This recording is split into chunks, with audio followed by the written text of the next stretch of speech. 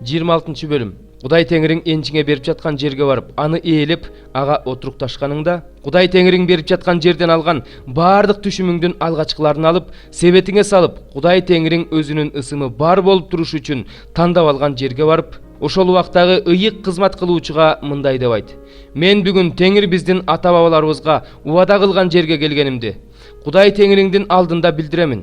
Ошондо ыйык кызмат кылуучу колуңдан себетти алып, Кудай Теңириңе арналган курмандык чалынуучу жайдын алдына коет. Сен болсо Кудай Теңириңдин алдында мындай дегин: Менин атам жер кезген арамейлик киши болгон. Ал Мисирге барып, ал жерге бир нече киши менен отурукташып калган. Ошол жерде андан эң күчтүү, эң кубаттуу, сансыз көп эл тараган. Бирок мисирликтер бизге жаман мамиле кылып, кысымга алып, оор жумушка салышкан. Ошондо биздин ата-бабаларыбыздын Кудай Теңирине боздоп кайрылдык. Теңир биздин боздогон үнүбүздү укту. Башыбызга түшкөн мүшкүлдү, жумушубуздун оордугун, эзилгенибизди көрдү.